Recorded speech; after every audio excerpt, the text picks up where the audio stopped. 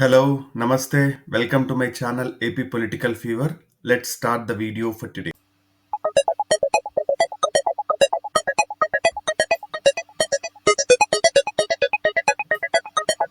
So Pawan Kalyan garu 2024లో అధికారంలోకి వచ్చిన తర్వాత ఆయన వ్యవహార శైలి ఎలా ఉంది అనేది ఈ వీడియోలో చూద్దాము. వైఎస్ఆర్సీపీ వాళ్ళ ఆరోపిస్తున్నట్టు బిల్డప్ ఎక్కువ, బిజినెస్ తక్కువ లాగుందా, లేకుంటే ఆయన బిజినెస్ ఎక్కువ చేస్తా ఉన్నాడా అనేది ఈ వీడియోలో క్లియర్ కట్గా మనం చూద్దాము. ఫస్ట్ వచ్చేసి దాదాపు జూన్ 12వ తారీఖున అలా డిప్యూటీ చీఫ్ మినిస్టర్ లాగా పవన్ కళ్యాణ్ గారు ప్రమాణ స్వీకారం చేశారు.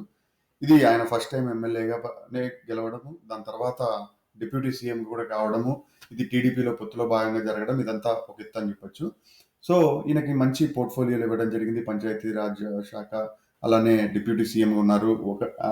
గత ప్రభుత్వంలో దాదాపు 4-5 డిప్యూటీ సీఎంలు ఉన్నా కూడా ఈసారి కేవలం పవన్ కళ్యాణ్ గారు ఉన్నారు కాబట్టే డిప్యూటీ సీఎంని ఇవ్వడము. అలానే చంద్రబాబు నాయుడు గారు కూడా ప్రతి సచివాలయంలో, ప్రతి గవర్నమెంట్ ఆఫీస్లో పవన్ కళ్యాణ్ గారి ఫోటో కూడా పెట్టాలి అని చెప్పి ఒక ఉత్తర్వు తీసుకొని రావడము, ఇట్లాంటివన్నీ చేయడం వల్ల పవన్ కళ్యాణ్ గారు మొదట్లో పాజిటివ్ గానే స్టార్ట్ అయినారని చెప్పొచ్చు.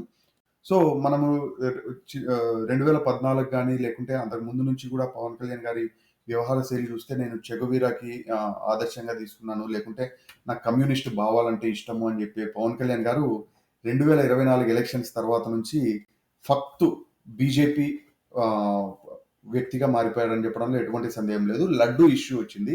ఆ లడ్డు విషయంలో పవన్ కళ్యాణ్ గారు లాగి పెట్టారని చెప్పొచ్చు. 11 రోజుల ప్రాయశ్చిత్త దీక్ష తీసుకున్నారు. అలానే తిరుమలకి కాలినడకన వెళ్ళారు. అలానే ఇంకా ఈ విషయము అంత ఫక్తుగా, ఖచ్చితంగా, క్లారిటీగా లడ్డూలో ఖచ్చితంగా యానిమల్ ఫ్యాట్ కలిసిందా లేదా అని మనకు క్లారిఫై అవ్వకపోయినప్పటికీ పవన్ కళ్యాణ్ గారు అయితే అందులో కలిసేసిందని చెప్పి తిరుమల అంతా అపవిత్రం అయిపోయింది, గుళ్ళన్నీ అపవిత్రం అయిపోయినాయని చెప్పేసి అని ఈయన దీక్ష చేపట్టారు. దీక్ష చేపట్టడమే కాక తన సహచర నటులు లేకుంటే తమిళనాడు యాక్టర్ అయిన కార్తీ గారిని కామెంట్ చేయడము, ఆయన ఏదో ఇప్పుడు ప్రస్తుతానికి లడ్డు సెన్సిటివ్ టాపిక్ ఉంది, ఈ లడ్డు గురించి మాట్లాడొద్దని అని చెప్పిన విషయానికి పవన్ కళ్యాణ్ గారు laddu is not a sensitive topic అది అని చెప్పి అడ్డగోలుగా కార్తీ గారిని విమర్శించడము, ఆయన కూడా దానికి సారీ చెప్పడము, ఆ సారీ విషయంలో ప్రకాష్ రాజ్ గారు తగులుకోవడము, ప్రకాష్ రాజ్ గారు అడిగిన ప్రశ్నలకి పవన్ కళ్యాణ్ గారు ఇంకా లాస్ట్కి ఆయనే వెనక్కి తగ్గడము, ఇదంతా అయిపోయింది. దాని తర్వాత పవన్ కళ్యాణ్ గారు కాలినడకన తిరుమల వెళ్ళడము, అక్కడ వాళ్ళ కూతురు గారితో కూడా డిక్లరేషన్ ఇప్పించడము, ఇట్లా డిక్లరేషన్ ఇవ్వాలి అది ఇది అని చెప్పి జగన్ గారికి ఇండైరెక్ట్ గా ఒక సెటైర్ లాగా వేయడము, ఇవన్నీ జరిగినాయి.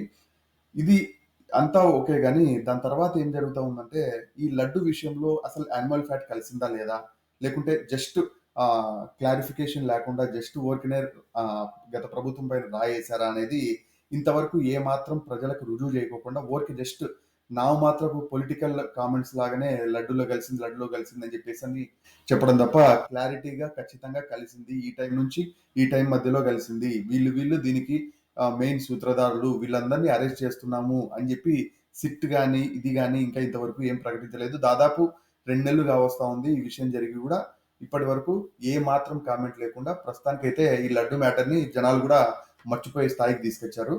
దాని తర్వాత చెత్త మీద పన్నేసినారు, చెత్త ముఖ్యమంత్రి అది ఇది అని చెప్పిన పవన్ కళ్యాణ్ గారు ఎలక్షన్లలో గెలిచిన తర్వాత చెత్తని ఖచ్చితంగా మనం వాడుకొని దాని నుంచి సంపద సృష్టించాలని చెప్పి 220 కోట్ల రూపాయలు నెలకు సంపాదించవచ్చు, దాదాపు 2600 కోట్ల రూపాయలు సంవత్సరానికి సంపాదించవచ్చు అని చెప్పారు. ఇది కూడా ఎంత దాకా తీసుకొచ్చినారు అనేది ప్రస్తుతానికైతే క్వశ్చన్ మార్క్ గానే ఉంది. ఎందుకంటే దీని మీద కూడా ఏ మాత్రం అప్డేట్ లేదు. దాని తర్వాత ఆగస్టు 15వ తారీఖు మ్యాసివ్ సెలబ్రేషన్స్ చేశారు. గత ప్రభుత్వం దాదాపు 1947 నుంచి ఇంతవరకు పంచాయతీలన్నిటికీ 100 రూపాయలు ఇచ్చేవాళ్ళు, మేజర్ పంచాయతీలకి 250 ఇచ్చేవాళ్ళు, దాన్ని 10,000కి 25,000కి చేశారు. ఇది మంచి సంస్కారం అని చెప్పొచ్చు.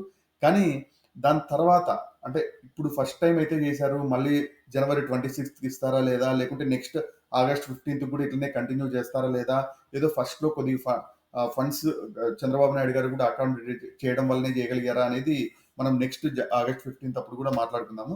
దాని తర్వాత రాష్ట్రంలో శాంతి భద్రతలు ఘోరంగా విఫలమైనాయని చెప్పేసి అనిత గారి మీద ఘోరమైన కామెంట్లు చేశారు. నేనే హోమ్ మినిస్టర్ అయితే అయినా నేను చాలా బాగా చూసుకునేవాడిని, మామూలుగా వేరేలాగా ఉంటది అది ఇది అని చెప్పిండ్రు.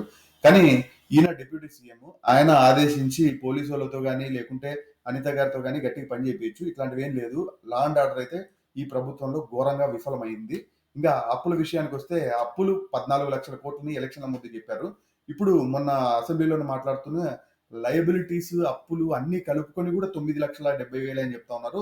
సో ఊరికే ఫేక్ ప్రచారం చేశారు ఎలక్షన్లకు ముందు అని తెలుస్తా ఉంది.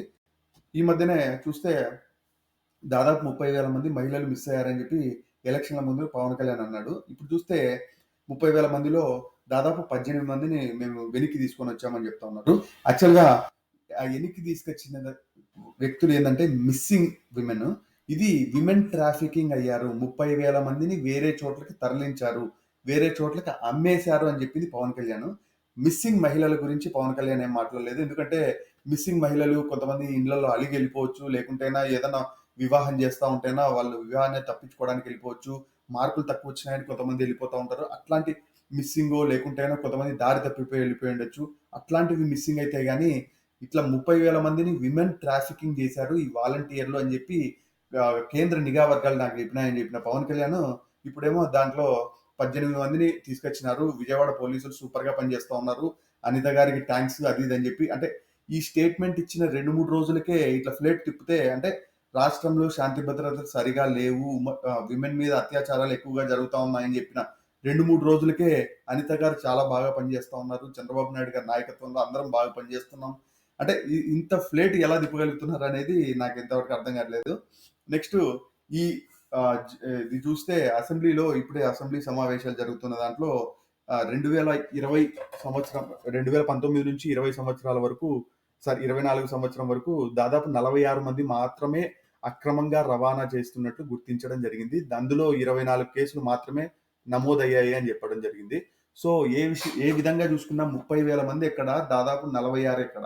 అంటే నక్కకి నాగలోకానికి ఉన్నంత తేడా నెంబర్‌తో పవన్ కళ్యాణ్ గారు ఈయన ఉమెన్ ట్రాఫికింగ్ జరిగిపోయింది. దానికి వాలంటీర్లే కారణం అని చెప్పిర్రు. ఇప్పుడు ఇన్ని ఇష్యూస్ ఆంధ్రప్రదేశ్‌లో ఉన్నాయి. ఇంకా సాలిడ్‌గా ఇన్వెస్ట్‌మెంట్లు ఏం రాలేదు. సోషల్ మీడియా వాళ్ళ మీద అడ్డగోలుగా కేసులు పెడతా ఉన్నారు.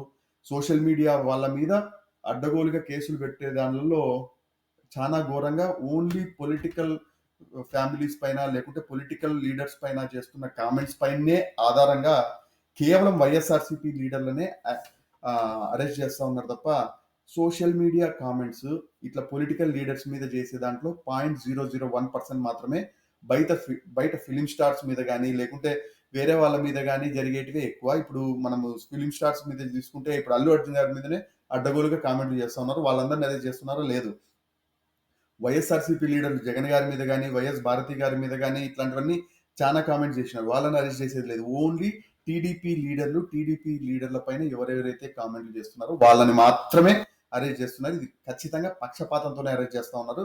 ఇక్కడ ఇంత జరుగుతూ ఉంటే పవన్ కళ్యాణ్ గారు సరదాగా మహారాష్ట్ర వెళ్ళి అక్కడ ప్రచారం చేస్తా ఉన్నారు. అంటే అక్కడ తెలంగాణకు బార్డర్ లో ఉంది, తెలుగు తెలిసిన వ్యక్తులు అక్కడ ఉన్నారని చెప్పేసి పవన్ కళ్యాణ్ గారిని అక్కడికి తీసుకొని పోయారు. ఇప్పుడు నెక్స్ట్ తమిళనాడులో కూడా దించే అవకాశాలు ఉన్నాయి. సో ఇది పవన్ కళ్యాణ్ గారు గత 5.5 నెలలుగా ఆయన చేస్తా ఉన్నది. నా అంచనా ప్రకారం ఏంటంటే ఇంకొక 6 నెలల తర్వాత స్లోగా ఈయన ప్రభ తగ్గిపోయినప్పుడు ఖచ్చితంగా టీడీపీని విమర్శించి బయటకు వస్తారేమో అనిపిస్తా ఉంది. బయటికి రావడానికి కూడా కొద్దిగా భయం ఏంటంటే మళ్ళీ జగన్ గారు ఎక్కడ లేచిపోతారో అని చెప్పేసి ఆ భయం కూడా వెంటాడే అవకాశాలు ఉన్నాయి. సో ఇది నా వ్యూ మాత్రమే. సో ఇది కనుక మీకు నచ్చినట్టయితే please like the video and also subscribe to my channel. Have a good day. Thank you. Bye.